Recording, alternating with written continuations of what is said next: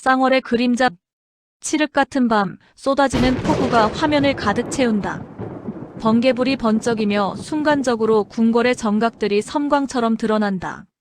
궁녀 한 명이 강보에 쌓인 갓난아기를 품에 안고 빗물에 미끄러지며 허겁지겁 도망치는 뒷모습이 보인다. 그녀의 얼굴은 절망과 공포로 일그러져 있다. 궁녀의 등 뒤에서 쫓아오는 무사들의 그림자가 길게 들이운다. 궁녀는 간신히 궁궐 담장을 넘어 외곽으로 도주하지만 쏟아지는 빗물과 어둠 속에서 발을 헛디뎌 좁은 골목에 쓰러진다. 그녀의 눈에 절규와 함께 애달픈 눈물이 가득하다. 사납게 휘몰아치는 눈보라가 가득한 험준한 설산의 절벽이 보인다. 절벽 아래는 시퍼런 강물이 휘몰아치고 봉우리들은 날카로운 이빨처럼 솟아있다. 조선 병자년 겨울. 왕실의 비밀, 버려진 용의 핏줄. 시청자 여러분, 안녕하십니까? 예로부터 왕실에서 쌍둥이는 왕권을 위협하는 불길함의 상징이라 여겨졌습니다. 하물며 세상을 뒤흔들 용의 기운을 타고난 쌍둥이 중 하나라면 그 아이는 태어나는 순간 이미 죄인이 되고 마는 것이지요. 오늘 들려드릴 이야기는 감히 세상에 태어난 죄로 탯줄을 끊자마자 어둠 속으로 버려져야 했던 한 핏덩이, 훗날 온 조선을 뒤흔들 거지 왕자 무진의 이야기입니다. 눈 덮인 험준한 설산. 칼날 같은 바람이 사정없이 몰아친다. 10살 남짓된 어린 무진이 두 눈에 시퍼런 천을 동여맨 채 덜덜 떨며 서 있다.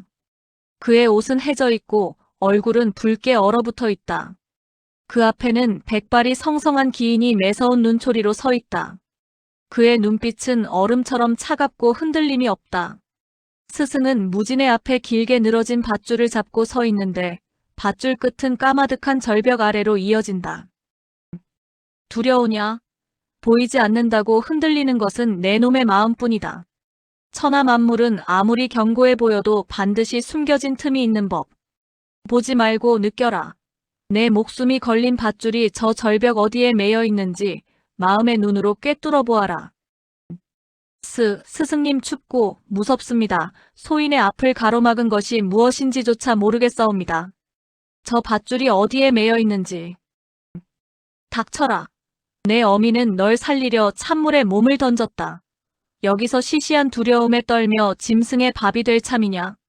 눈을 떠라. 마음의 눈을 떠 세상의 빈틈을 부숴버려라.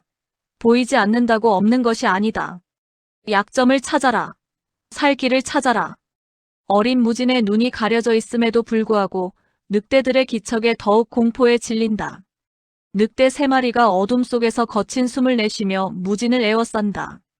그들의 눈은 굶주린 붉은 빛으로 번뜩인다. 무진은 공포에 질려 뒷걸음질치다 벼랑 끝에 몰린다. 그의 발 아래서 작은 돌멩이들이 우르르 절벽 아래로 굴러떨어진다. 아, 늑대다. 늑대들이 옵니다, 스승님. 일어나라. 내 어미의 피가 헛될 것이냐? 짐승의 밥이 되어 사라질 것이냐? 내 핏줄에 흐르는 왕의 기운을 이따위 미물에게 내어줄 참이냐? 분노하라. 살아남아라. 해설자. 수백 번 물어뜯기고 수천 번 벼랑에서 구르기를 어언 10년. 짐승의 이빨이 무진의 목덜미를 파고들려는 찰나 기적이 일어났습니다. 그것은 기적이 아닌 지옥 같은 수련의 결과였습니다. 시간이 흘러 건장한 청년이 된 무진. 늑대 한 마리가 그의 목덜미를 물기 위해 덮치는 순간 무진의 두 눈을 가리고 있던 시퍼런 천이 낡아 스르륵 찢겨나간다. 무진이 번쩍 눈을 뜨자 세상이 느려지며 정지하는 듯 보인다.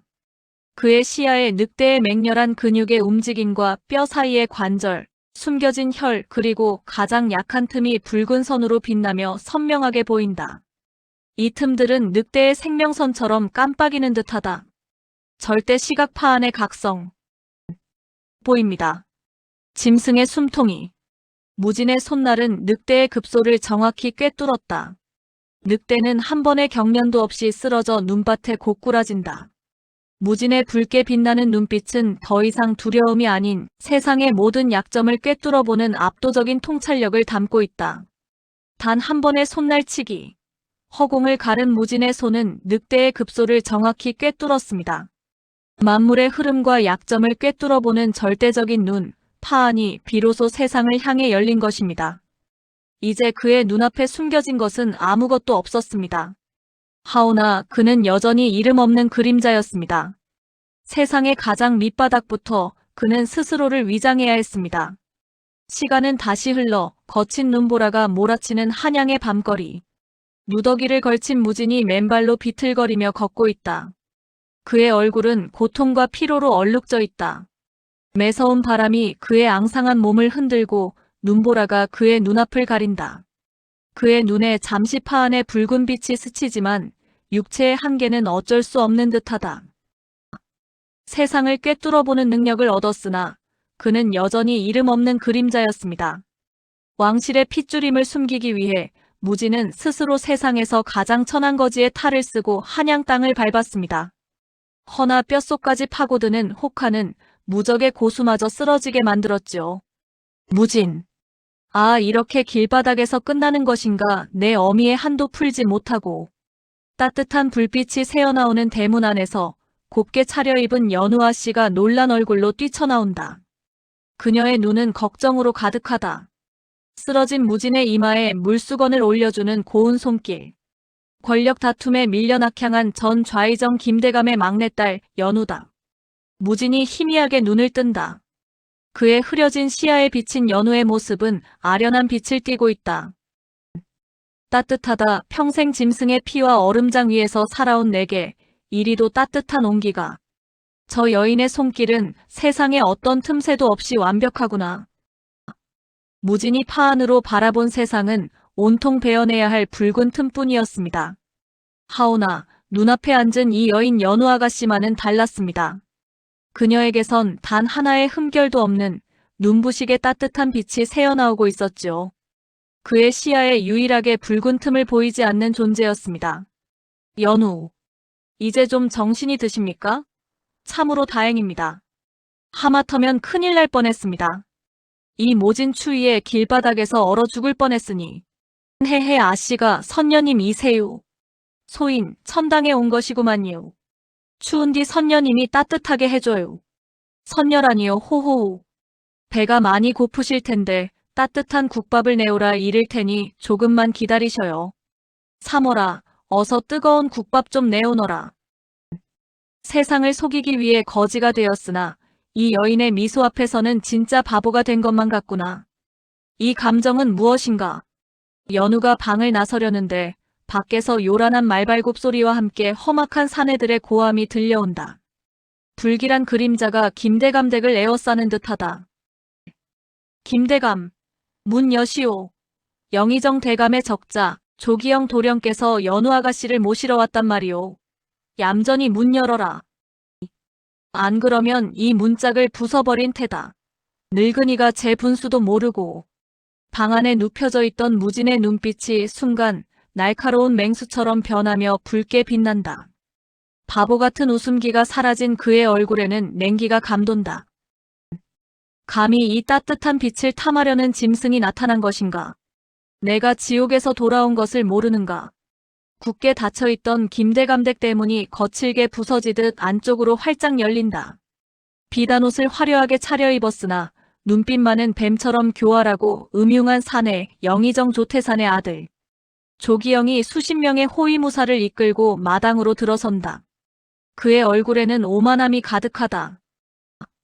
시청자 여러분, 평화롭던 김대감댁 마당에 불청객이 들이닥쳤습니다. 권력에 눈이 멀어 김대감을 낙향하게 만든 철천지원수 영의정 조태산의 적자 조기영이었죠. 이 사내의 눈빛엔 연우 아가씨를 향한 지독한 소유욕이 번들거리고 있었습니다.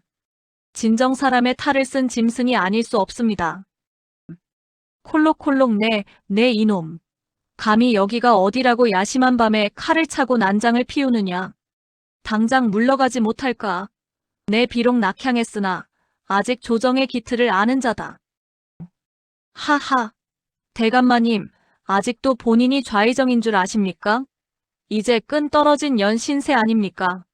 제 아버님께서 넓은 아량으로 목숨만은 살려주셨거늘.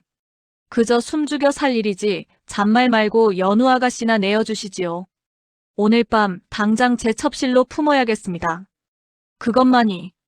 대감의 명예를 지키는 길일 테니 그리 아시오. 닫혀있던 방문이 열리며 단정하고 기품 있는 연우가 서슬퍼런 눈빛으로 걸어 나온다. 그녀의 표정에는 흔들림 없는 강단이 서려 있다. 입을 함부로 놀리지 마시지요. 기영도령, 권력을 믿고 패악을 부리려거든 번지수를 잘못 찾았습니다.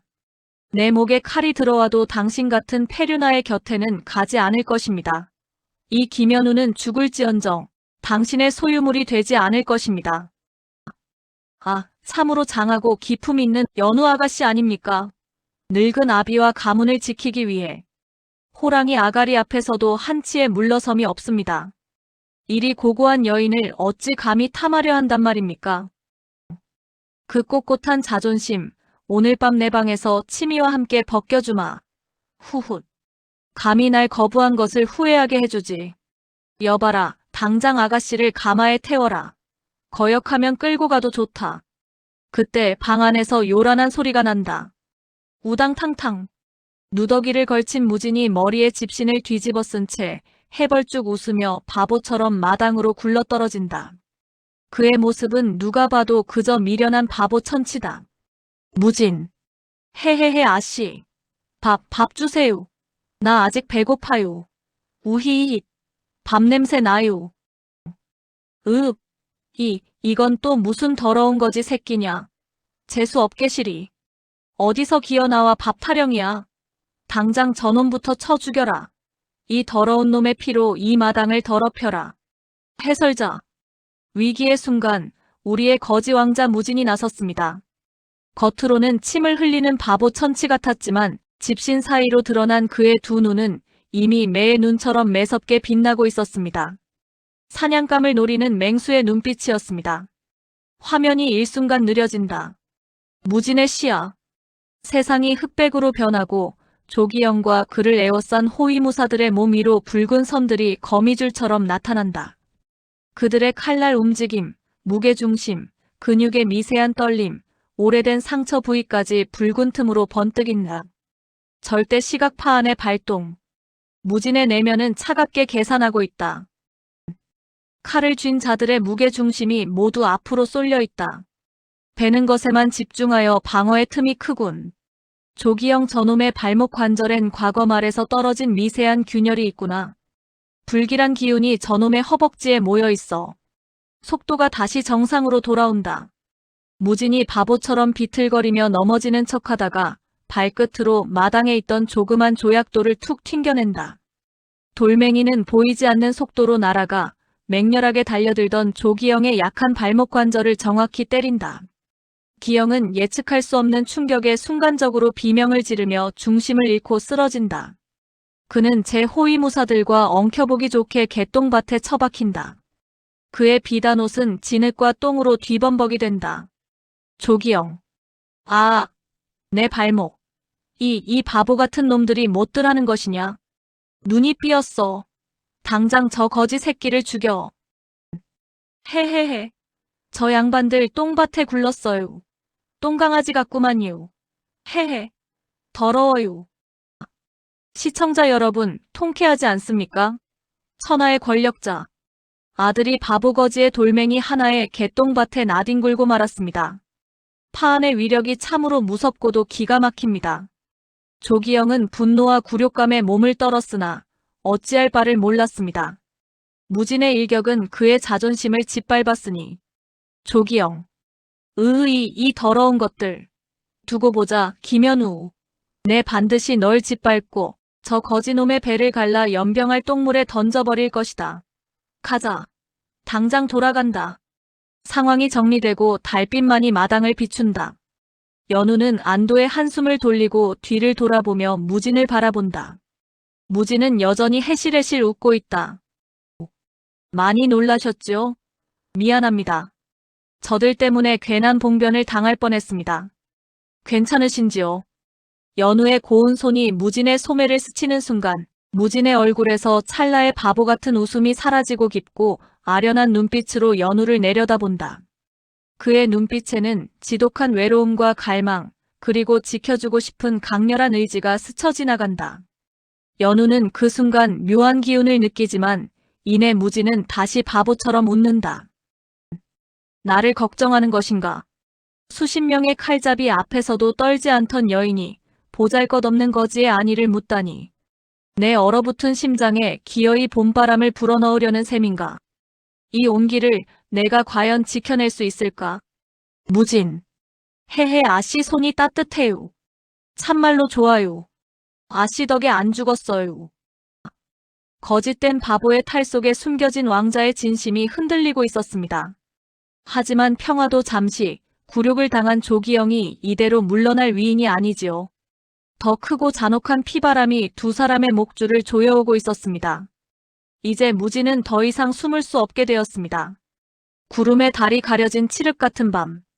김대감댁 전체가 침묵에 잠겨 있다. 김대감댁 담장을 넘어 들어오는 복면 쓴 자객들의 검은 그림자 수십 명. 그들의 움직임은 소리 없이 빠르다. 조태산이 은밀히 키우는 살수 집단 흑월이다. 시청자 여러분, 개똥밭에 굴렀던 조기영의 분노가 결국 핏빛 참극을 부르고야 말았습니다. 권력의 눈이 먼 영의정 조태산 부자가 기어이 김대감댁의 숨통을 끊어놓고자 조선 최고의 살수 집단 흑월을 보낸 것입니다. 아, 평화롭던 고을에 피바람이 불어오고 있습니다. 피할 수 없는 운명이 그들을 덮치고 있습니다. 김대감댁 안채. 방문이 산산조각나며 자객들이 들이닥친다. 늙고 병약한 김대감이 피를 흘리며 바닥에 쓰러져 있고 그 앞을 연우가 두 팔을 벌려 막아서고 있다. 그녀의 얼굴은 두려움과 분노로 얼룩져 있다. 문가에는 비열하게 웃는 조기영이 복면 쓴 자객들 뒤에 숨어 서 있다. 그의 눈은 광기로 번뜩인다. 조기영. 대감마님, 내 좋게 말할 때 아가씨를 내어주시지 그러셨습니까? 무지렁이 거지놈을 믿고 나대신 대가가 어찌 이리 참혹하단 말입니까? 내 아버님의 뜻을 거역한 죄가 이리 무겁거늘. 연우. 이 짐승만도 못한 놈. 하늘이 두렵지 않으냐? 내 아버님. 몸에 털끝 하나라도 더 대면 내 혀를 깨물고 죽어 평생 내 놈의 목을 조르는 악기가 될 것이다. 이 천하의 망종아. 연우야 도망치거라. 이 애비는 틀렸다. 어서. 독한 년. 그래, 내년에 그 도끼마저 꺾어주마. 감히 나 조기영을 거역한 대가를 치러라. 여봐라. 저 영감탱이의 목을 쳐라. 그 여인의 눈앞에서. 자객의 시퍼런 칼날이 김대감의 목을 향해 내리쳐지는 절체절명의 순간. 시청자 여러분, 잊고 계신 분이 한 분 있지요? 행랑채에서 코를 골며 자던 우리의 거지 사내 말입니다. 그의 안에 잠재된 용의 피가 비로소 끓어오르는 순간이었습니다.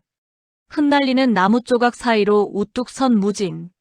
늘 걸치고 있던 집신 모자는 온데간데 없고 헝클어진 머리카락 사이로 드러난 두 눈이 붉게 타오르고 있다. 그의 얼굴은 더 이상 바보거지의 모습이 아니다. 냉철하고 압도적인 기세, 맹수의 왕, 그 자체다. 그의 전신에서 형언할 수 없는 위압감이 뿜어져 나온다. 감히 내 유일한 온기를 꺼트리려 하느냐. 감히 이 땅의 핏줄에게. 저놈은 또 무엇이냐. 그 바보 거지놈 아니냐. 어떻게 당장 쳐 죽여라. 모두 덤벼라. 저놈을 갈기갈기 찢어라. 수십 명의 살수들이 무진을 향해 일제히 덤벼들었습니다. 허나 무진의 시야는 이미 인간의 것이 아니었습니다. 파한 만물의 약점을 꿰뚫어보는 절대적인 눈이 핏빛 밤하늘 아래 완전히 개안한 것입니다. 그의 눈에 모든 살수들의 죽음의 틈새가 붉게 빛나고 있었습니다. 자객들이 휘두르는 시퍼런 검기와 그들의 몸에 붉은색의 치명적인 틈과 맥이 선명하게 떠오른다. 심장을 감싸는 갈비뼈 사이, 팔꿈치와 무릎의 연골, 목덜미의 경동맥, 허리춤의 급소 등 숨겨진 모든 약점들이 마치 지도가 펼쳐지듯 무진의 시야에 완벽하게 드러난다. 정상 속도. 무진의 손에 쥐어진 것은 고작 녹슨 쇠꼬챙이 하나. 그러나 그의 움직임은 마치 춤을 추듯 유려하면서도 잔혹하다. 자객들의 검을 간발의 차이로 피하며 쇠꼬챙이로 갑옷의 이음새, 목덜미의 혈, 무릎의 연골 등 가장 약한 틈만을 정확히 찌른다. 단 일격에 한 명씩 쓰러지는 자객들. 그들은 무진에게 칼끝 하나 대어보지 못하고 고통스러운 신음과 함께 쓰러진다. 피가 사방으로 흩뿌려진다. 무진. 오른쪽 어깨의 틈. 호흡이 끊기는 찰나. 베는 것이 아니라 꿰뚫는 것이다. 늑대의 이빨을 피했듯 저들의 칼날도 그저 틈에 불과하다. 단숨에 방안을 피바다로 만들어버린 압도적인 무의. 평생을 수련한 제일검들도 무진의 새꼬챙이 앞에서는 추풍낙엽에 불과했습니다. 기가 질린 조기영은 살수들을 방패막이로 삼아 꽁지가 빠지게 도망치고 맙니다. 살기 위해 발버둥치는 비열한 짐승 같으니라고. 거친 숨을 내쉬는 무진. 피 묻은 새꼬챙이를 버리고 연우와 김대감에게 다가간다. 김대감은 이미 숨이 멎어가고 있다. 그의 눈은 흐려지고 그의 손은 차갑게 식어가고 있다. 자네 정체가 무엇인가 그 눈빛. 그 무의 필시, 제왕의 기운이로다 용의 핏줄이 일이 살아있었단 말인가. 부탁하네 내 여식 내 불쌍한 연우를 지켜주게. 조태산의 마수로부터 이 나라를 부디 지켜주게. 아버님, 아버님, 저를 두고 어찌 이리도 가혹한 운명이란 말입니까? 평생을 대의를 위해 살았던 충신은 권력의 암투 속에 억울하게 눈을 감고 말았습니다. 이제 연우 아가씨에게 남은 것은 오직 무진뿐이었습니다. 꺼져가는 불꽃 같던 김대감의 집은 그의 마지막 숨결과 함께 절망의 불길에 휩싸입니다. 집안 곳곳에 불길이 거세게 번진다. 기둥이 무너져 내리려 한다. 연우의 등 뒤로 불길이 치솟는다. 아가씨, 가셔야 합니다. 대감마님의 죽음을 헛되이 하실 작정이십니까? 살아남아야 합니다. 당신은 대체 누구십니까? 당신은 지금은 아가씨를 살려야 하는 사내일 뿐입니다. 꽉 잡으십시오. 무진이 연우를 품에 꽉 안은 채 불길이 치솟는 지붕을 박차고 어두운 밤하늘 속으로 높이 도약한다. 뒤로 김대감댁 전체가 불기둥에 휩싸여 무너져 내린다. 거대한 불길이 하늘을 향해 치솟고 연기와 함께 슬픔과 분노가 피어오르는 듯하다. 칠흑 같은 산길, 절벽 끝밤. 거친 밤바람 소리만이 가득하다. 무진이 기진맥진한 연우를 품에 안은 채 짐승처럼 산비탈을 내달리고 있다. 그의 얼굴은 땀과 흙먼지로 범벅되어 있으나 눈빛만은 이글거리는 맹수와 같다. 연우는 의식을 잃은 듯 무진의 품에 축 늘어져 있다.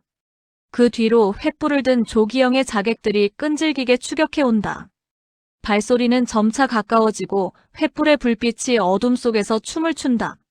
시청자 여러분, 참으로 애가 타는 노릇입니다. 억울하게 아버지를 잃고 혼절한 연우 아가씨를 품에 안고 험산을 달리는 무진. 그의 등 뒤로는 조태산의 아들, 조기영이 풀어놓은 사냥개들이 핏자국을 쫓아 턱 밑까지 추격해오고 있었습니다. 한치 앞도 내다볼 수 없는 죽음의 밤. 과연 무진은 이 지옥 같은 추격에서 벗어날 수 있을까요? 그의 붉은 눈동자가 순간 섬광처럼 빛나며 어둠 속을 꿰뚫어 본다. 절벽 끝에 다다른 무진. 자객 중 한 명이 독이 묻은 쇠뇌활을 발사한다. 파 안으로 화살의 궤적을 꿰뚫어 본 무진이지만 피할 경우 품에 안긴 연우가 맞는 상황. 무진은 단 한순간의 망설임도 없이 몸을 비틀어 연우를 자신의 넓은 등으로 감싼다. 무진의 신음에 놀라 천천히 눈을 뜬다. 흐릿한 시야 속에서도 무진의 등에 박힌 화살을 발견하고 충격에 눈을 크게 뜬다. 무진 사내. 등등의 피가. 화살촉 끝에는 섬뜩한 보랏빛 도객이 반짝인다. 무진의 얼굴이 서서히 창백해지기 시작하고 몸이 덜덜 떨린다. 조기영의 자객들이 절벽 끝까지 다가와 횃불을 흔든다. 저놈. 맹독에 당했으니 이제 살 날도 얼마 남지 않았군. 허나 아가씨는 살려두라 했다. 산채로 잡아 끌고 가라. 도끼 때문에 온몸이 떨리지만 연우를 더욱 꽉 끌어안으며 도끼를 품은 눈으로 자객들을 노려본다. 감히 이 여인에게 손끝 하나라도 대려는 놈은 내 죽어서도 지옥 끝까지 쫓아가 갈기갈기 찢어 죽일 것이다. 자객들이 포위망을 좁혀오자 무진은 마지막 힘을 쥐어짜 허리를 굽힌다. 연우 아가씨를 살리기 위해 무진이 맹독 화살을 대신 맞고 말았습니다. 화살촉에 묻은 것은 피를 차갑게 얼어붙게 만든다는 맹독, 한빙독. 도끼가 온몸으로 퍼져 의식을 잃어가는 순간에도 무진은 연우를 꽉 끌어안은 채 깎아지른 절벽 아래 거친 강물 속으로 망설임 없이 몸을 던졌습니다. 그의 눈빛 속에는 오직 연우를 살리겠다는 일념만이 가득했습니다. 이어서 물속으로 깊이 가라앉는 먹먹한 소리. 홍루각의 밀실밤. 칠흑 같은 어둠이 걷히고 은은한 매화향이 피어오르는 화려하고 밀폐된 지하 동굴의 밀실. 밀실 벽에는 섬세한 자수가 놓인 비단 장막이 드리워져 있고 사방에 놓인 은은한 촛불이 신비로운 분위기를 자아낸다. 중앙에는 최고급 비단 이부자리가 깔려 있고 상의가 벗겨진 채 누워있는 무진. 그의 온몸은 한빙독으로 인해 시퍼렇게 얼어붙어 덜덜 떨리고 있다. 그의 입술은 푸르게 변했고 미약하게 가쁜 숨을 몰아쉰다. 무진의 몸에서 미세하게 서리가 피어오르는 듯하다. 죽음의 문턱을 넘어선 무진이 눈을 뜬 곳은 저승이 아니었습니다. 그곳은 조선 팔도의 모든 은밀한 정보가 모인다는 비밀 상단, 홍루각의 깊은 밀실이었습니다. 매화향 가득한 이 은밀한 장소는 한양의 밤을 지배하는 여인, 홍루각 객주의 거처였으니 그리고 그 곁에는 붉은색의 얇고 하늘하늘한 비단 치마를 입은 여인, 홍루각의 객주 설이다. 그녀는 머리에 매화 비녀를 꽂고 붉은 비단 저고리를 입고 있다. 요염하면서도 기품 있는 자태로 무진을 내려다본다. 그녀의 눈빛은 깊고 알 수 없는 매력을 띠고 있다. 붉은 입술을 달싹이며 나직하고 매혹적인 목소리로 짐승의 눈을 하고 홀연히 나타나 한양의 밤을 헤집어 놓은 자가 뉘신가 했더니 참으로 귀하신 분이 제 발로 걸어 들어오셨사옵니다. 강물에 몸을 던져 목숨을 건졌을 진데 일이 얼어붙어 있는 걸 보니 필시 운명이 이끄신 것이겠지요. 도끼 때문에 덜덜 떨리는 목소리로 경계하며 눈을 살짝 뜬다. 누구냐? 이곳은 어딘가? 나와 함께 있던 여인은 어찌 되었느냐? 온몸을 뒤덮은 한빙독의 냉기에 고통스러운 신음을 내뱉는다. 흡! 설에 빙긋 웃으며 가녀린 손가락으로 무진의 차가운 뺨을 쓸어내린다. 무진은 그녀의 손길에 불쾌감과 함께 묘한 전율을 느낀다. 홍루각의 객주 설이라 하옵니다. 안심하시지요. 그 애틋한 연우 아가씨는 제 수하들이 안전한 곳에 모셨습니다. 하오나 정작 목숨이 경각에 달린 것은 당신입니다. 이 지독한 한빙독이 벌써 심장까지 퍼지기 일보 직전이군요. 무진 차가운 땀을 흘리며 서리의 손길을 피해 고개를 돌린다. 물러나라 더럽히지 마라. 그의 몸은 점점 더 시퍼렇게 변해간다. 설에 피식 웃는다. 더러워질까 염려하십니까? 헌데 사내여 이리 냉정하게 뿌리칠 여유도 없을진데. 서리의 시선이 무진의 차가운 심장을 향한다. 한빙독은 단순한 독이 아닙니다. 이 얼음 독은 체온을 뿌리째 얼려버려 결국 심장을 멈추게 만들지요. 헌데 이 지독한 독을 해독할 유일한 방도는 극양의 기운을 가진 자가 살과 살을 맞대어 체온을 불어넣는 것뿐입니다. 흐릿해지는 의식 속에서도 서리의 말에 경악하며 그녀를 올려다본다. 무슨. 무진의 눈을 똑바로 응시하며 차가우면서도 매혹적인 목소리로 바로 저처럼 말입니다. 홍루각의 객주인 저는 남들보다 몇 배나 뜨거운 기운을 지니고 태어났습니다. 천하의 무진도 맹독 앞에서는 속수무책이었습니다. 이 지독한 한빙독을 해독할 유일한 방도는 극양의 기운을 가진 자가 살과 살을 맞대어 체온을 불어넣는 것뿐이었죠. 죽음의 문턱에서 두 남녀의 운명이 엇갈리기 시작했습니다. 서리가 주위의 시종들을 모두 물린다. 은은한 촛불만이 흔들리는 밀실 안에는 단둘뿐. 서리가 천천히 자리에서 일어나 촛불 앞을 막아선다. 그녀의 가녀린 어깨선에서 붉은 비단 저고리가 스르륵 흘러내린다. 무진은 이미 도끼 때문에 의식이 혼미해져 간신히 눈을 뜨고 있지만 서리의 파격적인 행동에 경악한다. 흐려지는 의식 속에서도 당황하며 힘겹게 손을 뻗어 서리를 막으려 한다.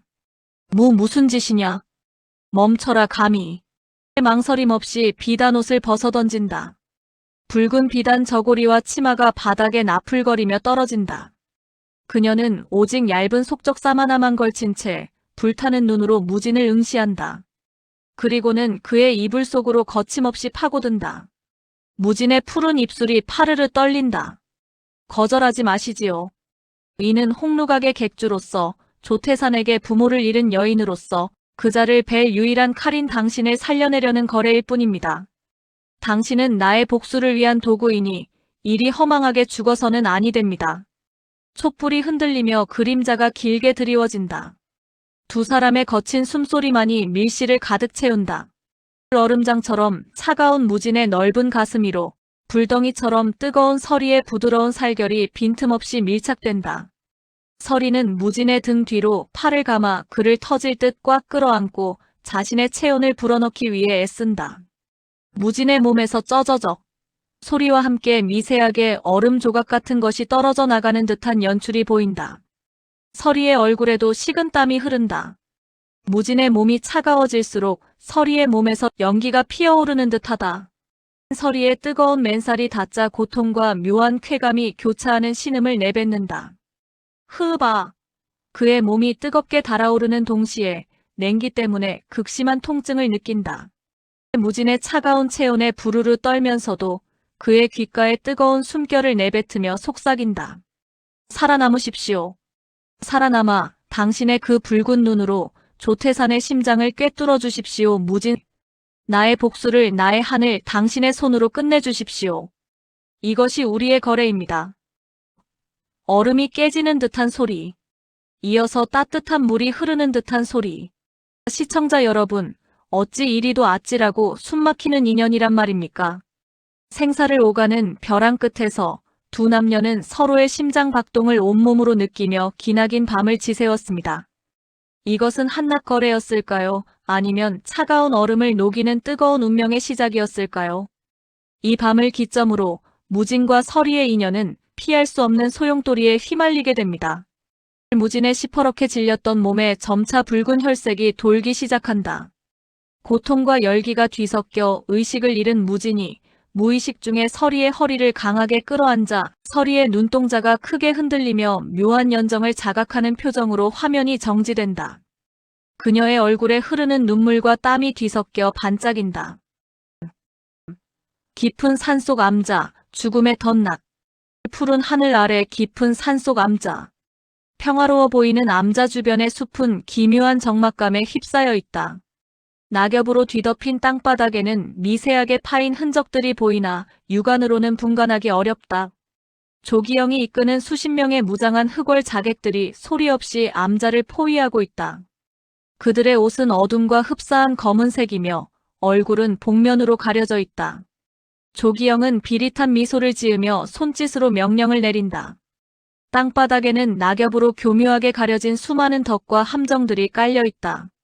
자세히 보면 나뭇가지나 돌멩이가 미세하게 움직이는 것을 알 수 있다. 시청자 여러분, 도끼품은 조기영이 기어이 사달을 내고 말았습니다. 지난날의 치욕을 갚기 위해 무진과 연우 아가씨가 몸을 숨기고 있는 암자 주변에 밟기만 해도 살이 찢기는 독침 함정을 수십 개나 파놓고 목을 조여오기 시작한 것입니다.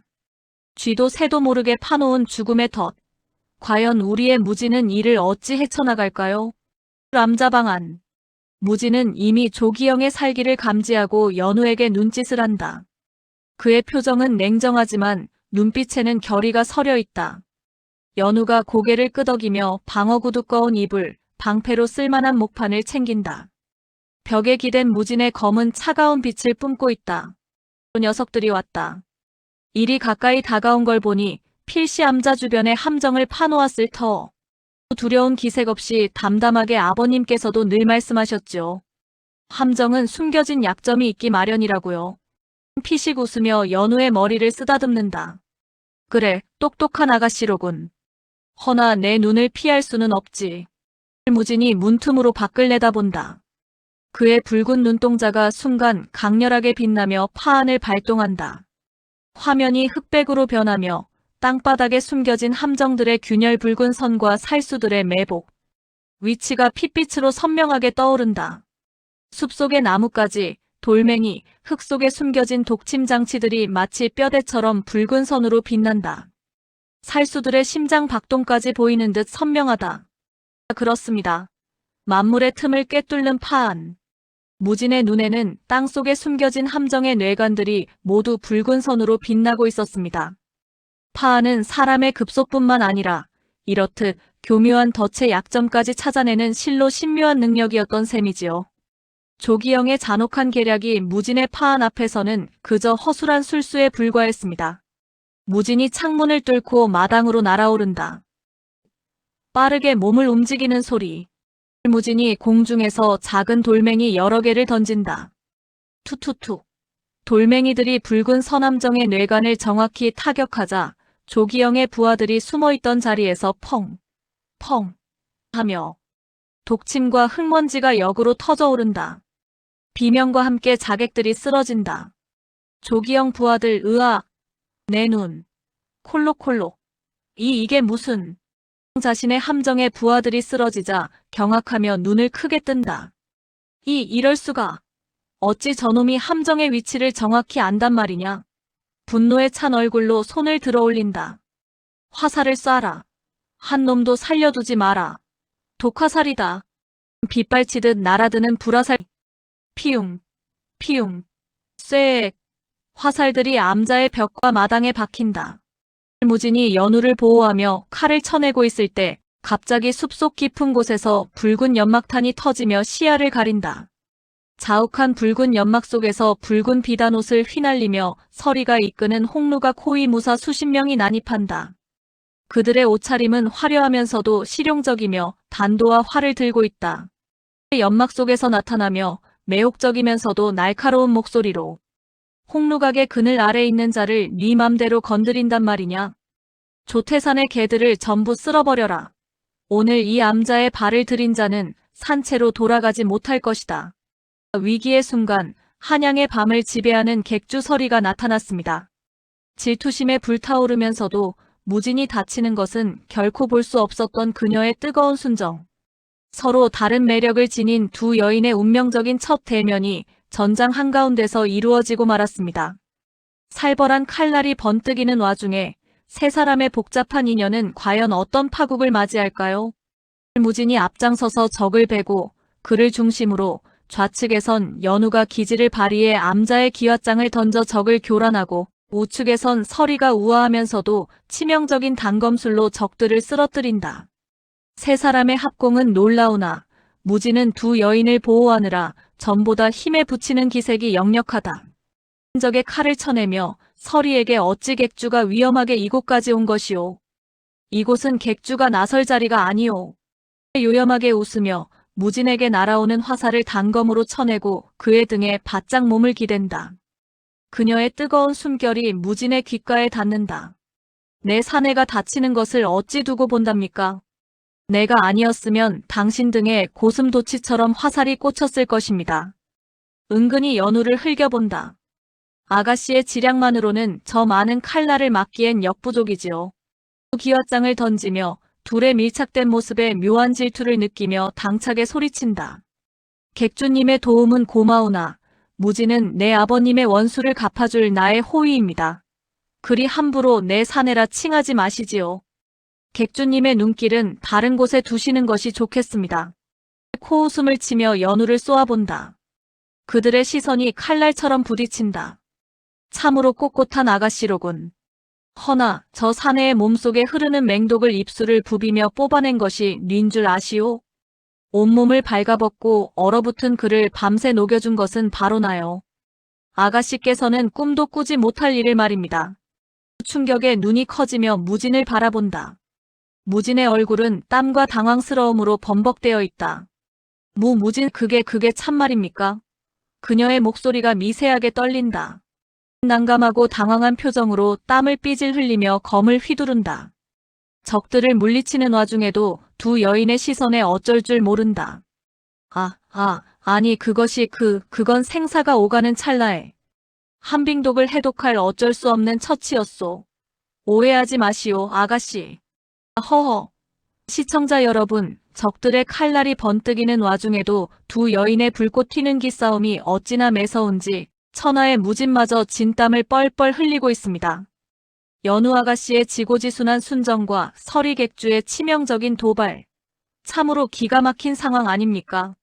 사방에 칼날이 춤추는 전장에서 사랑의 전쟁 또한 치열하게 펼쳐지고 있었습니다. 조기영이 틈을 타 연우를 향해 등 뒤에서 맹독단검을 던진다. 찰나의 순간 파 안으로 이를 감지한 무진이 비명처럼 소리치며 몸을 날려 연우를 껴안고 바닥을 구른다. 독단검은 아슬아슬하게 무진의 귀를 스치고 지나간다. 동시에 서리가 소매에서 은침을 날려 조기영의 손등을 꿰뚫는다. 조기영은 비명과 함께 단검을 놓친다. 손등을 부여잡고 비명을 지른다. 으악! 이 망할년! 감히 내 몸에 손을 대! 연우를 품에 꽉 안은 채 걱정스러운 눈빛으로 그녀의 얼굴을 살핀다. 다친 곳은 없소. 정신을 차리시오. 무진의 단단한 품에 안겨 가슴이 두근거리지만 짐짓 토라진 척 무진에게서 고개를 돌린다. 객주님과 밤을 지새운 분이 제 걱정은 왜 하십니까? 제가 객주님만큼 담이 크지 못해 사내의 품에 파고들 재간이 없습니다. 그 모습을 보며 씁쓸하게 돌아서며 작게 혼잣말처럼 의조린다. 저리 아끼면서 내 앞에선 변명을 늘어놓는구나 미운 사내 같으니. 그녀의 눈빛이 흔들린다. 피를 흘리며 도망치듯 물러선다. 그의 눈은 분노와 광기로 이글거린다. 이 이치욕은 반드시 갚아주마. 두년놈들. 아니, 세년놈들 모두의 목을 쳐서 성문에 매달 것이다. 반드시. 부하들과 함께 퇴각한다. 흙먼지가 가라앉고 엉망이 된 암자마당. 무진을 가운데 두고 양옆에서 서로를 의식하며 날 선 시선을 교환하는 연우와 서리의 모습. 묘한 정적이 흐른다. 무진은 두 여인 사이에서 어색한 미소를 짓는다. 매화향이 다시 은은하게 퍼져온다. 조기영은 퇴각하였으나 이제 남은 세 사람 사이에는 적의 칼날보다 더 아슬아슬하고 팽팽한 긴장감이 흐르고 있습니다. 무진의 심장은 지고지순한 연우 아가씨를 향해 뛰고 있지만 생명의 은인이자 거부할 수 없는 매력을 지닌 서리 객주 또한 그의 곁을 맴돌고 있지요. 과연 이 세 남녀의 아찔한 동거는 어떤 폭풍을 몰고 올까요?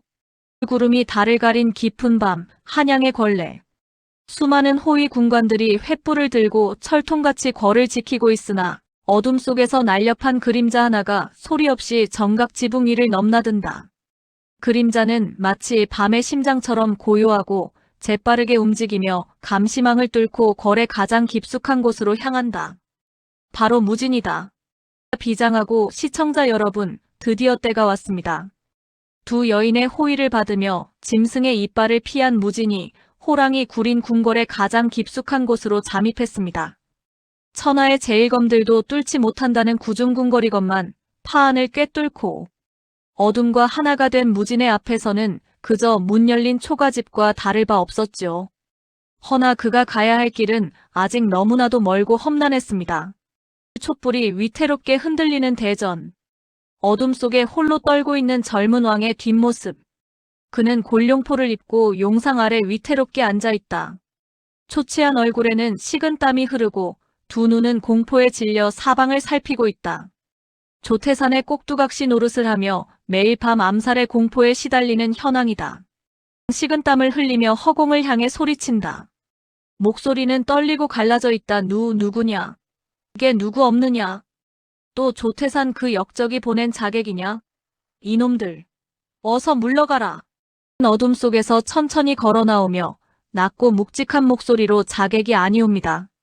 전하, 촛불 불빛 아래 마침내 드러난 무진의 얼굴. 왕은 자신의 얼굴을 거울로 보듯 똑같이 생긴 무진의 모습에 경악하며 뒤로 넘어질 듯 주저앉는다. 왕의 눈동자가 심하게 흔들리고 입은 벌어진 채 닫히지 않는다. 눈동자가 심하게 흔들리며 떨리는 목소리로 겨우 입을 뗀다. 넌 귀신이냐? 어찌 나와 일이 똑같은 얼굴을 하고 있단 말이냐? 조태산이 또 나를 기만하려 드는 것이냐? 가슴이 먹먹해지는 것을 참으며 그 자리에 무릎을 꿇고 정중히 엎드린다.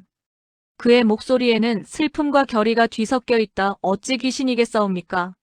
설산의 모진 눈보라 속에서도 전하와 같은 피가 흐르기에 이리 시퍼렇게 살아 돌아온 전하의 숨겨진 아우이옵니다. 잃어버린 전하의 쌍둥이 동생 무진이옵니다. 아, 여러분들, 이 어찌 눈물 없이 볼 수 있는 장면이겠습니까?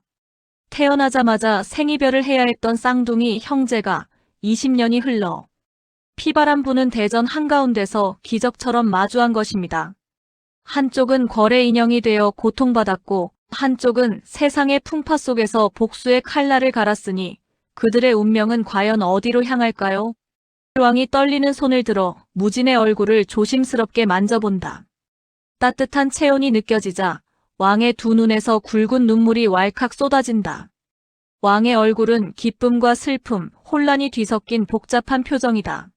오열하며 무진을 끌어안는다. 그의 몸은 격렬하게 떨린다. 살아있었구나, 살아있었어. 이 형은 조태산의 인형이 되어 하루하루 피를 말리며 살았건만. 넌 그 거친 세상에서 홀로 어찌 버티었느냐. 어미의 품에도 안겨보지 못하고. 무진 왕의 등을 단단히 받쳐주며 눈빛이 매섭게 빛난다. 그의 눈에도 슬픔이 어리지만 더욱 강한 결의가 비친다. 전하, 눈물을 거두시옵소서. 신이 궐에 온 것은 지난날의 한을 풀기 위함이 아닙니다. 조태산, 그 간악한 늙은이의 숨통을 끊고 전하의 진정한 용상을 되찾아드리기 위해 왔사옵니다. 더 이상 그의 꼭두각시 노릇을 하지 않으셔도 되옵니다, 형님. 놀라며 무진에게서 몸을 떼어낸다. 불안한 시선으로 사방을 살피며 조태산을 친다고. 허나 궐 안팎의 모든 군사가 모두 그의 손에 있다. 밤낮으로 그의 끈앞풀들이 나의 일거수일투족을 감시하고 있거늘 내가 무공이 뛰어나다 한들 어찌 그 큰 바위를 계란으로 친단 말이냐. 꿈에서라도 그런 생각을 품지 말거라. 곧 죽음으로 이어질 것이다. 자신감 넘치는 미소를 지으며 왕의 눈을 똑바로 응시한다. 신에게는 그 바위를 뚫을 창과 바위를 부술 망치가 있사옵니다. 전하께서는 그저 다가올 보름밤 옥새를 쥐고 편전의 문을 활짝 열어두시기만 하면 되옵니다. 조태산 그 역적은 신이 직접 그의 목을 베어 전하의 발 앞에 가져다 드릴 것이옵니다. 무진의 단호한 눈빛에 잠시 압도되지만 이내 절망감이 짙게 들이운다. 그리 쉬운 일이 아니다. 조태산은 나의 심장을 쥐고 흔들고 있다. 궐 안의 모든 내관, 궁녀 심지어 나의 목숨을 지키는 호위무사들까지 모두 그의 사람이다. 내가 감히 옥새를 들고 편전을 연다면 그 즉시 영모제로 몰려 죽음을 피할 수 없을 것이다. 이 어찌 목숨을 건 도박이란 말이냐. 나는 두렵다. 왕의 손을 꽉 잡으며 힘주어 말한다. 두려워 마시옵소서, 형님. 이 동생이 전하의 방패가 될 것이옵니다. 신은 이미 바깥 세상에서 조태산의 손발을 묶을 만한 세력을 모아두었습니다. 연우 아가씨의 지략과 서리객주의 정보망, 그리고 홍루각의 무사들이 신의 뒤를 받쳐주고 있사옵니다. 전하의 진정한 용상을 되찾아드릴 기회는 이번 한 번뿐일지 모릅니다. 왕은 무진의 강인한 눈빛과 뜨거운 손길에 잠시 망설인다. 그의 눈빛에서 공포와 함께 희미한 희망의 불씨가 피어오르는 것을 볼 수 있다. 왕은 깊은 숨을 들이쉬고 마침내 고개를 끄덕인다. 떨리던 목소리에 힘이 실린다. 좋다, 좋다. 내 말대로 하마. 보름밤 나는 옥새를 쥐고 편전의 문을 열 것이다. 허나 명심하거라. 만일 실패한다면 우리는 함께 지옥으로 떨어질 것이다. 고개를 숙여 왕에게 예를 갖춘다. 송구하오나 형님 실패는 없을 것이옵니다. 소신 전하를 위해 목숨을 바치겠습니다. 무진의 머릿속에는 이미 연우 아가씨의 지략과 서리객주의, 정보망을 활용한 완벽하고 거대한 반격의 판이 짜여 있었습니다. 허나 시청자 여러분, 빛이 강할수록 그림자도 짙어지는 법이지요. 어둠 속에는 우리가 미처 예상치 못한 악마의 씨앗이 자라고 있었으니 조태산의 사저, 거하게 차려진 술상 위로 술병들이 널브러져 있다. 조기영이 술독에 빠져 짐승처럼 울부짖고 있다. 그의 손등은 서리의 은침에 뚫린 상처로 붕대가 감겨있고 눈에는 지독한 광기와 핏발이 서려 있다. 그의 옷매무새는 흐트러져 있고 머리칼은 헝클어져 있다. 술상을 거칠게 엎어버리며 짐승처럼 소리친다. 으아악! 그 거지 새끼! 천한 거지! 새끼가 내 모든 것을 짓밟았어. 연우도, 내 자존심도, 내 팔도. 감히 이 조기영을 이리 만들다니 내가 반드시 죽여버릴 것이다. 문을 열고 들어오며 싸늘하게 조기영을 노려본다. 그의 시선에는 경멸과 함께 미묘한 걱정이 서려 있다. 못난 놈. 계집 하나 때문에 그리 이성을 잃고 방통을 떠느냐. 그 거지놈이 그저 지나가는 왈패인 줄 아느냐. 흑월 30명을 단숨에 베어버린 놈이다. 내 놈이 아무리 발버둥 쳐봐야 그놈의 상대가 되지 못할 것을 이미 알고 있지 않느냐. 광기 어린 미소를 지으며 비틀거리며 일어선다. 찢어진 붕대 사이로 붉은 상처가 보인다. 아버님 정면으로 안 된다면 쥐새끼처럼 숨통을 조이면 됩니다. 그놈의 유일한 약점은 김연우, 그 계집입니다. 아버님께서 거래 대사를 준비하는 동안 제가 내일 밤 암자를 기습해 그 계집을 제 산채로 끌고 갈 것입니다. 미간을 찌푸리며 아들의 광기에 섬뜩함을 느낀다. 무슨 짓을 하려는 게냐. 감히 거래 왕실과 엮일 수 있는 여인을 건드리려 하느냐. 소탐대실이다. 섬뜩하게 웃으며 아버지의 만류에도 아랑곳하지 않는다. 그의 눈빛은 이미 돌아올 수 없는 강을 건넌 듯하다. 그 계집과 억지 혼례를 치르고 첫날 밤을 보내는 광경을 그거지. 놈이 두 눈 뜨고 보게 만들 것입니다. 그리고 분노로 이성을 잃고 달려드는 그놈의 팔다리를 제 손으로 하나씩 잘라주겠습니다. 하하하. 지옥이 무엇인지 똑똑히 보여줄 것입니다. 아들을 한심하다는 듯 노려본다. 잠시 고민하던 그는 이내 차가운 눈빛으로 바뀐다. 내 놈이 그 계집을 가졌다 한들 어차피 그놈을 죽일 수 없다면 무용지물이다. 허나 그래. 그놈의 목을 가져올 수만 있다면 내 마음대로 해라. 단 거래 대사에 흠결이 생겨서는 안 될 것이다. 앞불싸. 열등감과 질투에 완전히 잡아먹힌 조기영이 마침내 선을 넘고 말았습니다. 무진이 왕을 만나 대업을 도모하는 그 찰나의 틈을 노려 홀로 남은 연우 아가씨에게 마술을 뻗친 것입니다.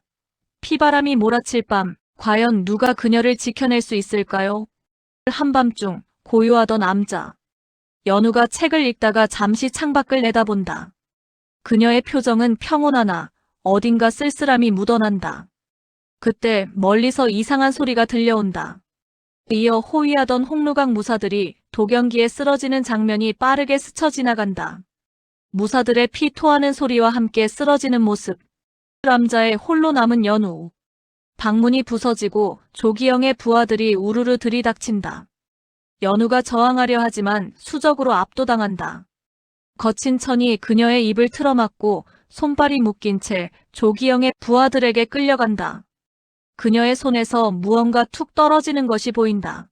세상이 모두 잠든 시간, 악마의 그림자가 가장 순결한 빛을 삼키려 합니다.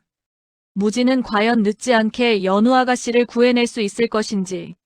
기영의 치졸한 덫 앞에서 두 여인의 환상적인 연대가 어떻게 빛을 발할지. 거친 숨을 내쉬며 암자로 미친 듯이 달려온 무진이 부서진 문과 마당에 널브러진 무사들의 시체를 발견한다. 그의 발밑에 연우가 흘리고 간 옷가락지가 떨어져 있다. 무진이 떨리는 손으로 가락지를 주워쥔다. 그의 눈이 핏빛으로 물들고 파 안에 붉은 안광이 터져나오며 분노로 온몸이 격렬하게 떨린다. 험준한 산봉우리에 숨겨진 조기영의 비밀 산채. 붉은 초롱불이 기괴하게 흔들리는 방 안 억지로. 화려한 붉은 혼례복을 입혀진 연우가 밧줄에 묶인 채 서늘한 눈으로 앞을 노려보고 있다. 그녀의 아름다운 얼굴에는 비장함과 냉철함이 교차한다. 술에 취해 광기에 찬 조기영이 비열하게 웃으며 연우에게 다가온다. 그의 얼굴은 벌겋게 달아올라 있고 눈은 이미 이성을 잃은 짐승의 눈이다. 시청자 여러분, 참으로 억장이 무너지는 광경입니다. 납치된 연우 아가씨에게 억지 혼례복을 입히고 짐승 같은 욕망을 채우려는 조기영. 하오나 대의를 품은 우리 아가씨의 눈빛에는 한치의 두려움도 없었습니다. 오히려 적의 심장을 꿰뚫는 날카로움만이 빛나고 있었으니 연우의 턱을 거칠게 쥐어 올리며 침을 튀기듯 말한다 보아라. 결국 넌 내 여인이 되었다. 이 화려한 혼례복이 내년을 억압하는 족쇄가 될 것이다. 그 천한 거지 새끼가 헐떡거리며 달려와 봤자 내 품에서 뒹구는 널 보며 피눈물만 흘리게 될 것이다. 하하하. 평생 내년의 몸에 박힌 내 흔적을 지울 수 없을 것이다. 조기영이 연우의 저고리 고름에 손을 대려는 찰나 연우가 묶인 채로 오히려 기영을 비웃듯 입꼬리를 올린다. 그녀의 눈빛은 비웃음과 경멸로 가득하다. 차갑고 도도한 목소리로 조기영의 손을 뿌리치듯 고개를 돌린다. 가여운 사내로구나. 내 놈이 아무리 발버둥 쳐봐야 무진 사내의 그림자에도 미치지 못할 것이다. 힘으로 내 껍데기는 취할 수 있을지 모르나 내 놈은 평생 무진 사내의 발끝에도 미치지 못하는 찌질한 패배자로 남을 것이다. 너 조기영은 평생 그 그림자 속에서 고통받으며 살 것이다. 조기영 전곡을 찔려 눈이 뒤집히며 뺨을 치려고 손을 치켜든다. 그의 얼굴이 분노로 일그러진다. 이 인연이 입을 함부로 놀려. 감히 누굴 깔보는 것이냐. 내년이 처절하게 매달릴 때까지 내가 밤새도록 내년을 능욕해 줄 것이다. 눈 하나 깜짝하지 않고 쏘아붙인다. 그녀의 목소리는 칼날처럼 날카롭다. 쳐라.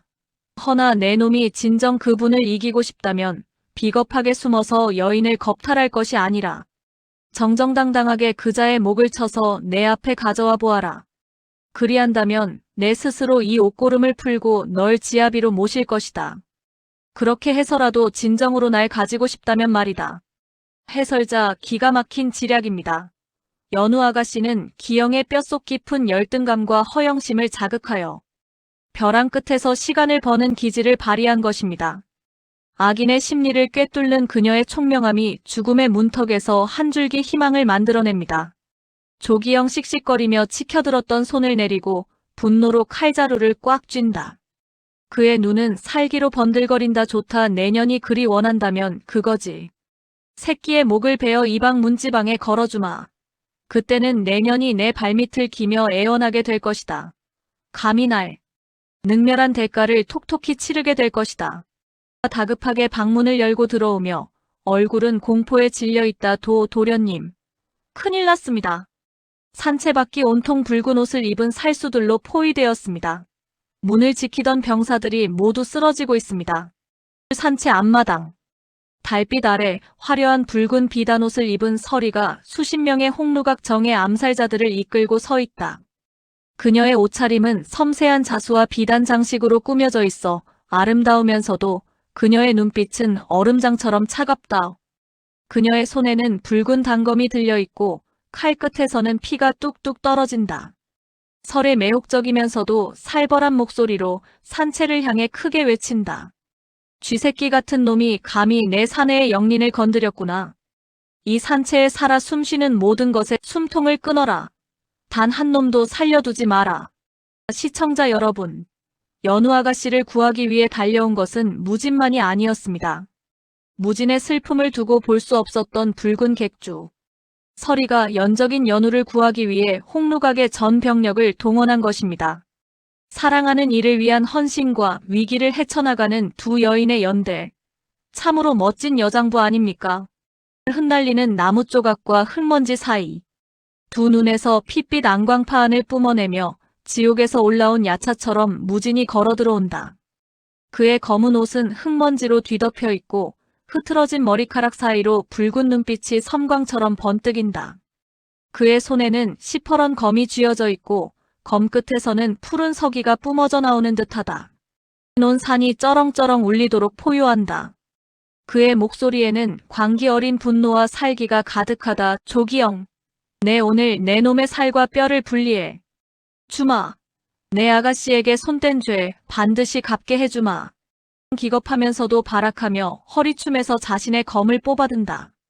그의 얼굴은 새하얗게 질려있다. 다 죽여. 저놈들을 다 죽이란 말이다. 막아라. 저놈을 막아라. 홍루각 무사들과 조기영의 부하들이 산채 앞마당에서 난전을 벌인다. 칼날이 부딪히는 소리, 비명소리가 뒤섞여 아비규환을 이룬다. 그 가운데 무진은 거침없이 조기영을 향해 돌진한다. 조기영이 필살의 일격인 독사검법을 펼치며 무진의 심장을 노린다. 그의 검은 독사처럼 꿈틀거리며 무진을 향해 뻗어나간다. 마침내 마주친 두 사내. 조기영의 검술 또한 조선에서 손꼽히는 절기였으나 분노로 완전히 각성한 무진의 파안 앞에서는 그저 느릿한 어린아이의 장난에 불과했습니다. 파안은 이미 조기영의 모든 움직임을 꿰뚫어 보고 있었습니다. 무진의 붉은 눈동자 파안과 빛을 발한다. 그의 시야에 들어온 조기영의 검 궤적과 팔, 근육 사이로 가장 치명적인 약점인 검맥검을 쥐는 핵심 힘줄이 붉은 선으로 빛난다. 모든 움직임이 정지된 듯 느리게 보인다. 속마음 내레이션 어깨의 반동, 손목의 회전 틈이 너무 넓다. 베는 것이 아니라 근원을 끊어버리겠다. 평생 검을 잡지 못하게 만들겠다. 무진의 검이 조기영의 검을 스치듯 비껴나가며 기영의 오른쪽 손목부터 어깨까지 이어지는 핵심 검맥을 단칼에 그어버린다. 너무나도 빠르고 정확한 일격이었다. 기영의 검이 힘없이 툭 떨어지고 끊어진 검맥에서 피가 분수처럼 솟구친다. 조기영은 비명조차 지르지 못하고 허공에 몸부림친다. 바닥에 나뒹굴며 짐승처럼 비명을 지른다. 그의 얼굴은 고통과 절망으로 뒤덮여 있다. 아, 내 팔. 내 팔이. 이럴 수는 없어. 이럴 수는 없단 말이다. 무진 싸늘하게 조기영을 내려다보며 검에 묻은 피를 털어낸다. 그의 눈빛은 냉정하고 차갑다. 목숨은 살려주마. 허나 평생 검을 쥐지 못하는 불구로 살아남아 내 놈이 저지른 죄의 무게에 짓눌려 고통받거라. 연우 아가씨의 고통을 내 놈이 평생 짊어지고 가거라. 무진이 피 흘리며 신음하는 조기영을 지나쳐 다급히 닫힌 방문을 부수고 들어간다. 밧줄에 묶인 채 무사히 있는 연우를 발견하자 무진의 붉은 눈빛이 일순간 스르르 풀리며 본래의 다정하고 따뜻한 눈빛으로 돌아온다. 무진이 단숨에 밧줄을 끊어낸다. 눈물을 쏟으며 무진의 품에 와락 안긴다. 그녀의 목소리는 흐느낌에 젖어 있다. 무진 오실 줄 알았습니다. 오실 줄 알았습니다. 정말 고맙습니다. 무진 떨리는 손으로 연우를 으스러지도록 꽉 안으며 그녀의 머리를 쓰다듬는다. 늦어서 미안하오. 늦어서 미안하오, 연우 아가씨. 내가 얼마나 두려웠는지 아시오. 그때 거친 숨소리와 함께 열린 문틈으로 단검에 피를 묻힌 서리가 들어온다. 그녀의 붉은 비단옷은 전투의 흔적으로 살짝 흐트러져 있지만 그조차도 매혹적이다. 서리는 두 사람이 부둥켜하는 모습을 보며 씁쓸하게 미소 짓는다. 그녀의 눈빛에는 복잡한 감정이 스쳐 지나간다. 서리 애써 태연한 척 입가에 여유로운 미소를 띠며 말한다. 참으로 꼴이 말이 아니군요. 무진, 내가 문을 열어주지 않았으면 이 산채는 이미 불길에 휩싸였을 터인데 그대 아가씨가 무사한 것을 보니 다행이오. 객주님 저를, 아니 우리를 위해 홍루각을 움직이셨단 말을 들었습니다. 제 목숨을 살려주신 이 은혜 평생 잊지 않겠습니다. 소첩 진심으로 감사드립니다. 연우가 먼저 손을 내밀어 서리의 손을 꼭 잡는다. 서리가 잠시 놀라더니 이내 연우의 진심에 감동한 듯 부드러운 미소로 연우의 손을 마주 잡는다. 두 여인의 손이 서로의 온기를 나누듯 따스하게 마주 잡힌다. 은혜라니요. 우리 객장 사내가 밤새 피눈물을 흘리는 꼴을 참아 볼 수 없었을 뿐입니다. 그대가 무사하니 그것으로 족하오. 어르신들 보셨습니까? 사랑을 차지하려는 시기와 질투를 넘어 사랑하는 이를 위해 목숨을 걸고 연대한 두 여인의 빛나는 우정, 연우 아가씨의 지략과 서리, 객주의 헌신이 모여 마침내 악의 그림자를 걷어낸 것입니다. 이 어찌 아름답지 않겠습니까? 무진이 깊은 안도감과 고마움에 젖은 눈으로 두 여인을 바라본다. 연우와 서리가 서로 마주보며 미소 짓다가 동시에 무진의 양옆으로 다가가 그의 팔과 허리를 꽉 끌어안는다. 세 사람이 무너져가는 산채를 뒤로하고 서로의 온기를 나누는 애틋하고 든든한 쓰리샷. 붉은 달빛이 이들을 비추며 새로운 희망을 암시하는 듯하다. 자, 여러분들, 조기영은 비록 쓰러졌으나 그를 뒤에서 조종하는 거대한 악의 뿌리 조태사는 아직 건재합니다. 그리고 거란 허수아비왕의 그림자 속에서 벌어질 거대한 역모의 계획이 이제 막 시작되려 하니 칠흑 같은 밤 폭풍우가 휘몰아치고 천둥번개가 장렬한다. 영의정 조태산의 사저 거대한 대문이 벼락과 함께 요란하게 열린다. 빗물과 피로 범벅이 된 기영이 사병들에게 들려 황급히 안채로 실려 들어온다. 기영의 한쪽 팔은 너덜너덜하게 찢겨 피가 솟구치고 얼굴은 죽은 듯이 창백하다. 조태사는 경로한 표정으로 그 모습을 지켜본다. 주변 하인들은 공포에 질려 감히 고개를 들지 못한다. 시청자 여러분, 거친 폭풍우가 핏빛 복수를 예고하는 밤이었습니다. 천하의 권세가 영의정 조태산의 얼굴에 이토록 무서운 살기가 서린 것을 본 이는 아무도 없었을 것입니다. 아들의 참혹한 몰골을 본 순간 그의 눈동자에는 오직 영모의 불길만이 타올랐습니다. 낮게 으르렁거리듯 기영아. 내 아들아. 누가 감히 내 아들에게 이런 짓을 하였느냐. 벌벌 떨며 대감마님. 팔의 힘줄이 완전히 끊어져 평생 한쪽 팔을 쓰지 못할 듯하옵니다. 으붑. 조태산의 손에서 불꽃이 튀는 듯 의원의 멱살을 잡아채는 섬뜩한 소리. 의원의 멱살을 잡은 채 피에 굶주린 짐승처럼 평생이라니. 이 쓸모없는 놈이 감히 무어라 짓거리느냐. 당장 내 아들을 살려내라. 흡. 살려주시옵소서. 희미한 목소리로 아버지. 무진 그놈. 그 거지놈이. 제 팔을. 의원을 던져버리고 기영에게 다가간다. 그의 눈빛은 이미 인간의 것이 아니다. 무진이라. 내 이놈이 감히 나의 용손을 건드리다니. 좋다. 내 놈이 건드린 것은 내 아들이 아니라 이 나라의 권력이었다는 것을 뼛속 깊이 깨닫게 해주마. 조태산이 차가운 미소를 지으며 일어선다. 빗속을 뚫고 그의 사병들이 무장을 하고 줄지어 서 있다. 횃불이 수천 개 어둠을 가른다. 조태산은 핏빛 비단 도포를 걸치고 허리에는 거대한 쌍부를 찬 채 말에 오른다.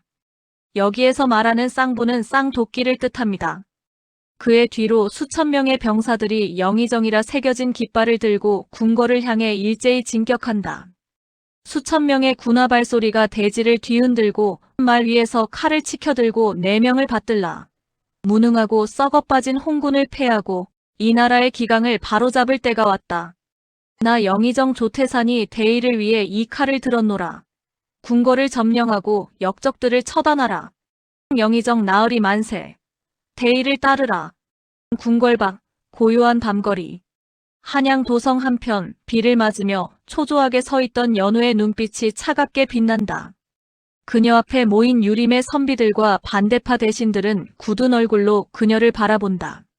단호한 목소리로 여러분, 조태산의 군대가 궐을 향해 진격하고 있습니다.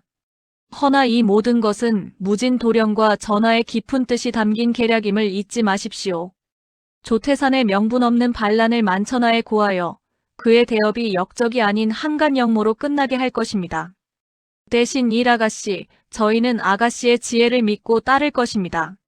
손에 쥔 두루마리를 펼치며 줬습니다.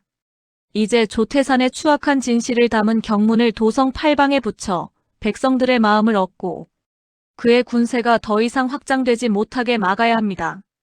이것이 바로 피 한 방울 흘리지 않고 역적의 칼을 무디게 하는 길입니다. 도성 외곽, 어둠 속. 한편 서리가 이끄는 홍루강 무사들이 조태산 사병들의 보급로와 퇴로에 매복해 있다. 그녀의 눈빛은 비에 젖은 밤하늘처럼 깊고 강렬하다. 그녀의 신호에 따라 무사들이 움직이기 시작한다. 유류를 실은 수레들이 불길에 휩싸이고 퇴로를 막는 목책들이 순식간에 불꽃에 휩싸인다. 휘파람 소리, 활시위 당기는 소리, 불길이 치솟는 소리 화르륵. 병사들의 비명 소리. 매서운 눈빛으로 불타는 보급로를 보며 보아라. 저것이 바로 너희들의 퇴로이자 내 놈들의 명줄이다. 조태산, 내 놈의 운명은 이미 정해졌느니라. 연우와 서리가 서로의 위치에서 눈빛을 교환하는 듯한 교차 편집. 두 여인의 강렬한 의지가 담긴 고개가 끄덕인다. 그렇습니다. 연우 아가씨의 지략으로 반군의 명분은 땅에 떨어졌고 서리객주의 정보망으로 반군의 퇴로가 완전히 막혔습니다. 두 여인이 쳐놓은 거대한 그물 속에 조태산이 제 발로 걸어 들어간 셈이지요. 궐 밖은 이미 격전의 장이었지만 궐 안은 이상하리만치 고요했습니다.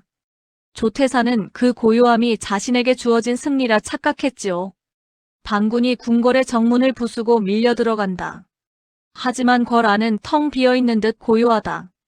조태산이 피 묻은 칼을 뽑아들고 왕이 있는 대전 앞마당까지 단숨에 진격한다. 병사들이 편전을 에워싼다. 피 묻은 칼을 치켜들며 오만하게 외친다 들어라. 나 영의정 조태산이 무능한 홍군을 패하고 이 나라의 썩어빠진 기강을 바로잡고자 한다. 당장 편전의 문을 열어라. 어서. 대감마님. 궐 안이 너무 조용하옵니다. 어쩐지 불길한 예감이. 사병장의 뺨을 후려갈기며 이 겁쟁이 같은 놈. 무엄하도다. 내 이놈. 승리의 순간에 재수없는 소리를 짓거리다니. 모두 듣거라. 전하께서 이미 내 위세에 눌려 항복하신 것이다. 문을 열어라. 끼기기기. 묵직한 편전의 문이 천천히 그리고 스스로 열리는 소리. 낡은 문이 열릴 때 나는 쇳소리가 귀를 찢을 듯 날카롭다. 편전한 촛불이 희미하게 흔들리는 가운데 용상에는 화려한 붉은 골룡포를 입은 왕이 고개를 푹 숙인 채 미동도 없이 앉아있다. 그 주변엔 호위 군사 하나 없다. 조태산이 비릿한 미소를 지으며 정각 안으로 성큼성큼 걸어 들어간다. 그의 발걸음이 돌바닥에 울린다. 용상을 향해 비아냥거리며 승자의 오만함으로 가득 찬 목소리로 전하, 그리 떨 것 없사옵니다. 고통 없이 보내드릴 터이니 옥새를 내놓고 순순히 그 자리에서 내려오시지요. 전하의 그 나약한 심장은 이 나라를 다스릴 자격이 없으니 이제 이 조태산이 직접 천하를 바로 세우겠나이다. 용상에 앉아있던 자가 천천히 아주 느리게 고개를 든다. 촛불에 비친 그의 얼굴이 드러나자 조태산의 얼굴이 경악으로 물든다. 왕의 얼굴과 똑같지만 그 뿜어내는 살기와 두 눈에 번뜩이는 붉은 안광파하는 결코 나약한 현왕의 것이 아니었다. 골룡포를 입은 무진이다. 그의 얼굴에 비아냥거리는 조소가 스친다. 용상에서 천천히 일어나며 호랑이가 으르렁거리듯 낮고 서늘한 목소리로 내 친히 내 놈의 목을 치고자 이 자리에 앉아 기다렸거늘. 참으로 시끄러운 늙은이로구나. 하마터면 내 놈의 더러운 아가리에서 역적의 피비린내가 진동하여 내 용상마저 더럽힐 뻔하였구나. 뒷걸음질 치며 얼굴이 창백해진다. 너 내 놈은 그 거지놈이 아니냐? 어찌 내 놈이 감히 그 자리에 내 놈의 정체가 대체 무엇이냐? 내 이놈 감히 나를 기만한 것이냐? 용상의 계단을 한 칸씩 내려오며 골룡포의 소매를 걷어붙인다. 그의 걸음마다 엄청난 기세가 뿜어져 나온다. 나는 내 놈이 짓밟은 김대감의 한이자 내 놈이 갈라놓은 이 나라 지존의 핏줄이다. 이 자리가 본디 너가 욕심을 내어서는 안 되는 자리였었거늘. 내 놈의 추악한 탐욕 때문에 얼마나 많은 피눈물을 흘려야 했는지. 이제 그 모든 것을 내 놈의 더러운 피로 갚아주마. 책 마이너스. 무진이 바닥에 꽂혀있던 낡은 쇠꼬챙이 대신 용상의 받침대에서 왕실의 보검을 뽑아든다. 보검의 칼집이 바닥에 떨어지며 날카로운 소리를 내고 시퍼런 검기가 편전 안을 밝힌다. 촛불이 순간 꺼지는 듯 흔들린다. 시청자 여러분, 천안거지의 탈을 벗고 왕실의 핏줄로서 대의의 검을 뽑아든 무진입니다. 궁지에 몰린 조태산 역시 이대로 죽어줄 위인이 아니었죠. 놀랍게도 그 늙은이의 몸에서 엄청난 무공의 기운이 뿜어져 나오기 시작했습니다. 기괴한 철갑옷이 철갑은 검고 흉측하며 흡사 괴물의 등껍질처럼 보인다. 조태산은 무림의 사파 고수들이나 쓰는 두 자루의 거대한 도끼쌍불을 들고서 도끼날에는 기이한 문양이 새겨져 있다. 광소하며 목소리에 피 맺힌 증오가 가득하다. 하하. 핏줄. 웃기는 소리. 내 평생을 숨겨온 참수도의 위력을 내 놈의 피로 증명해주마. 감히 일개거지. 놈이 왕의 자리를 탐하다니. 죽어라. 죽어. 쾅. 쾅. 조태산이 도끼를 휘두를 때마다 편전의 기둥이 부서지고 바닥이 갈라진다. 대리석 바닥에 거대한 균열이 생긴다. 돌파편이 사방으로 튄다. 조태산의 무시무시한 괴력에 무진이 잠시 밀리는 듯 보인다. 철갑 때문에 무진의 칼이 튕겨나간다. 검기와 도끼가 부딪히는 쇠붙이 소리가 편전을 가득 채운다. 하지만 무진의 입가에는 여유로운 미소가 번진다. 힘만 앞세운 짐승의 바라기로다. 나의 눈을 피해갈 수 있을 성시프냐. 무진이 두 눈을 부릅뜨며 파안의 능력을 극한으로 끌어올린다. 붉게 타오르는 무진의 시야 속에서 조태산의 철갑, 이음새, 그리고 조태산이 호흡을 들이마실 때 아주 찰나의 순간 열리는 단전의 혈붉은 점과 명치 푸른 점과 선명하게 포착된다. 심장 박동 소리가 고조된다. 보인다. 내 놈의 더러운 명줄이. 파안 마이너스. 벼락이 내리치는 듯한 날카로운 마찰음. 유리 조각이 깨지는 듯한 효과음. 무진이 바닥을 차고 솟아오른다.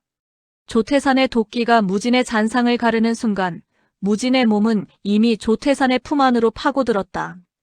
무진의 보검이 번쩍이는 빛의 궤적을 그리며 철갑의 유일한 빈틈인 조태산의 단전과 명치를 대각선으로 꿰뚫고 지나간다. 피가 붉은 선을 그리며 튀어오른다. 두 눈을 까뒤집고 피를 분수처럼 토하며 도끼를 떨어뜨린다. 그의 얼굴에 경악과 함께 죽음의 그림자가 드리워진다. 이럴 수가. 나의 대업이. 이 하찮은 거지놈에게. 쿵. 거목이 쓰러지듯 조태산이 편전 바닥에 고꾸라진다. 그의 몸에서 철갑이 벗겨져 나뒹군다. 싸늘한 정적이 흐른다. 단 일격. 천하를 호령하던 권력자의 야욕이 숨겨진 왕자 무진의 벼락 같은 검 앞에 추풍낙엽처럼 쓰러지고 말았습니다. 시청자 여러분, 참으로 10년 묵은 체증이 다 내려가는 통쾌한 순간 아닙니까? 권력의 탐욕이 얼마나 허망한 것인지 이 한 장면이 웅변하고 있습니다. 조태산이 쓰러진 직후 편전 뒤쪽의 병풍이 스르륵 열리며 진짜 왕이 눈물을 머금은 채 위풍당당하게 걸어 나온다. 왕의 얼굴에는 감격과 안도 그리고 동생에 대한 미안함이 교차한다. 무진은 칼에 피를 털어내고 조용히 한쪽 무릎을 꿇어 예를 갖춘다. 왕 떨리지만 오금이 실린 강인한 목소리로 역적 조태산은 처단되었다. 밖의 반군들은 무기를 버리고 항복하라. 그리고 이 나라를 구한 제1의 공신 내 아우를 맞이하라. 편전문이 활짝 열리는 소리. 밖에서 환호성이 들려온다. 편전문이 활짝 열리고 밖에서 기다리던 연우와 설이 그리고 충신들이 벅찬 감동으로 무진을 바라본다. 연우의 눈에는 뜨거운 눈물이 맺히고 설이의 입가에는 이제껏 볼 수 없었던 환한 미소가 걸린다. 푸른 무사복을 입고 무릎을 꿇은 무진이 고개를 들어 두 여인을 향해 처음으로 티 없이 맑고 다정한 미소를 짓는다. 그의 미소는 궐의 어둠을 걷어내고 새로운 희망을 비추는 듯하다. 시청자 여러분, 폭풍이 지나간 자리에 찬란한 아침이 밝아왔습니다. 이 모든 난세의 끝에서 무진과 두 여인의 운명은 과연 어떻게 될까요? 반역의 무리가 모두 소탕되고 평화를 되찾은 아침의 걸레. 눈부신 햇살이 쏟아지는 대전 앞마당에 무진이 서 있다. 골룡포를 벗어 단정히 개어둔 채 처음 연우를 만났을 때처럼 소박한 평복 차림이다. 진짜 왕이 아쉬움이 가득한 얼굴로 무진의 두 손을 꼭 잡고 있다. 시청자 여러분, 참으로 길고 험난했던 밤이 지나고 마침내 조선의 찬란한 아침이 밝았습니다. 쌍둥이 아우의 벼락 같은 검 덕분에 목숨과 왕위를 지킨 현왕은 무진에게 대군의 자기와 영의정의 벼슬, 아니 원한다면 용상마저 내어주려 하였지요. 눈시울이 붉어진 채 아우야. 정녕 이대로 떠나겠다는 것이냐. 내가 곁에 있어준다면 이 형이 천하에 두려울 것이 없거늘. 온화하면서도 단단한 미소로 고개를 젓는다. 전하, 신은 본디 설산의 바람을 막고 자란 들풀이옵니다. 궐의 높은 담장은 신의 숨을 막히게 할 뿐이옵니다. 무엇보다 제게는 이 궐보다 더 넓은 품을 내어준 두 여인이 기다리고 있사옵니다. 무진이 예를 갖추고 돌아서서 궐문을 향해 걷는다. 궐문 밖에는 단아한 자태의 연우와 매혹적인 붉은 옷의 서리가 나란히 서서 무진을 기다리고 있다. 무진을 발견한 두 여인의 얼굴에 환한 웃음꽃이 핀다. 그렇습니다. 무진의 심장을 다시 뛰게 한 것은 차가운 옥자가 아니라 바로 사랑하는 이들의 따뜻한 체온이었습니다. 무진은 자신을 위해 목숨을 걸고 연대해준 두 여인에게 다가가 두 사람의 손을 굳게 맞잡았습니다. 연우와 설이의 눈을 번갈아 보며 진심을 다해 지혜와 굳은 심지로 제 어둠을 밝혀준 연우 아가씨. 그리고 목숨을 내어주는 헌신으로 제 얼어붙은 몸을 녹여준 설이 객주. 두 분 중 단 한 분이라도 없었다면 오늘의 무진은 없었을 것입니다. 무진이 품속에서 옷가락지 두 개를 꺼내어 연우와 설이의 손가락에 각각 끼워준다. 무진 저의 지난 삶은 짐승과도 같았으나 앞으로의 삶은 오직 두 분만을 위해 쓰고자 합니다. 부족한 사내이나 두 분 모두 저의 평생을 함께할 지아비로 맞아주시겠습니까? 눈물을 글썽이며 무진의 가슴에 기댄다. 무진의 곁이라면 흙바닥이라도 구름 위처럼 여길 것입니다. 설의 특유의 요염한 미소를 지으며 무진의 다른 쪽 팔을 감싸 안는다. 어차피 당신 목숨의 반은 내 것이었으니 남은 반쪽도 기꺼이 거두어드리지요. 아이고, 참으로 복도 많은 사내 아닙니까? 지혜로운 본처 연우 아가씨와 든든하고 매혹적인 설이 객주. 천하에 다시 없을 두 여인을 모두 아내로 맞이하게 된 것입니다. 시간이 흐른 뒤 조선 팔도의 어느 탐관오리가 백성들의 쌀을 빼앗아 잔치를 벌이고 있는 고을관아. 한 구석에서 누더기를 입은 거지무진과 닭다리를 뜯으며 껄렁하게 앉아있다. 탐관오리 에이, 재수없게 잔칫날 웬 거지 새끼냐. 저놈을 당장 끌어내 흠씬 두들겨 패라. 허나 시청자 여러분, 이 거지가 그 옛날의 바보 거지가 아니란 사실 우리만 알고 있지 않습니까? 관아의 나졸들이 다가오자 거지의 두 눈이 붉게 번뜩인다. 파안의 개안. 거지가 나졸들의 지팡이를 피하며 발을 툭툭 걸자 나졸들이 자기들끼리 엉켜 바닥에 나뒹군다. 우당탕탕. 퍽. 씩 웃으며 품속에서 번쩍이는 은으로 된 마패를 꺼내 높이 든다. 암행어사 출두야 마이너스. 그 순간 관아 지붕 위에서 화려한 붉은 옷을 입은 서리가 뛰어내리며 탐관오리의 비밀 장부를 쫙 펼쳐 던진다. 관아 문턱으로는 기품 있는 선비 복장을 한 연우가 들어서며 낭낭한 목소리로 어명을 읽어내려간다. 설이 탐관오리를 발로 밟으며 내 놈이 백성들의 피땀을 착복해 빼돌린 장부가 여기 홍루각의 정보망에 다 있거늘. 어디서 오리발이냐. 연우 두루마리를 펼치며 위풍당당하게 어명이오. 백성의 고열을 짠 죄, 당장 저자의 목에 칼을 씌우고 옥에 가두어라. 탐관오리 사시나무 떨듯 떨며 기절한다. 아이고 살려주시오. 통쾌합니다.